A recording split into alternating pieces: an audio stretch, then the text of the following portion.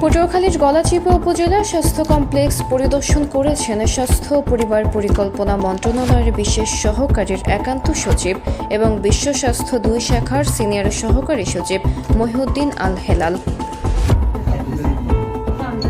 শনিবার 24 জানুয়ারি সকাল 11টায় তিনি উপজেলা স্বাস্থ্য কমপ্লেক্সে পৌঁছে হাসপাতালের সার্বিক কার্যক্রম পরিদর্শন করেন।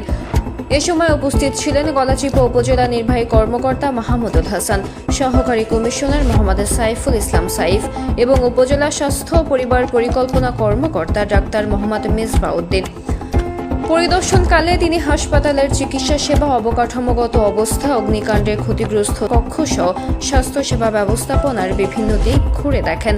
পাশাপাশি চিকিৎসক, কর্মকর্তা ও সংশ্লিষ্টদের সঙ্গে মতবিনিময় করেন এবং রোগীদের সেবা প্রদান এবং বিদ্যমান সমস্যাগুলো সম্পর্কে খোঁজ খবর নেন।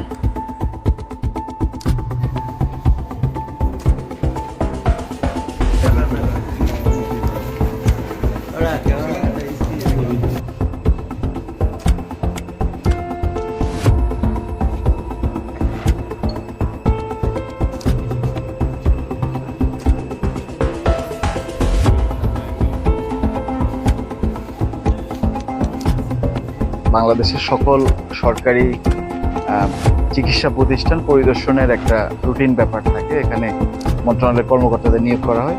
তো পটুয়াখালী এবং ভোলার দায়িত্বপ্রাপ্ত কর্মকর্তা আমি একদম রুটিন পরিদর্শন, হাসপাতালের সেবার কার্যক্রমের সমস্যা কী, অবকাঠামোগত সমস্যা কী, এই বিষয়গুলো দেখার জন্য। তো আমি এই অঞ্চলে কাজ করেছি, কিন্তু আমার কাছে মনে হয়েছে এটার একটা অফিসিয়াল বা ফর্মাল রিপোর্ট থাকলে হয়তো সেবার উন্নত করা যাবে, এই জন্যই পরিদর্শন।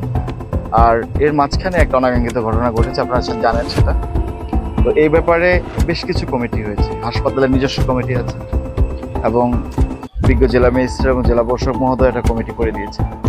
তো সেই কমিটির এখতিয়ারের বাইরে আসলে আমার কথা বলা শোভনীয় না।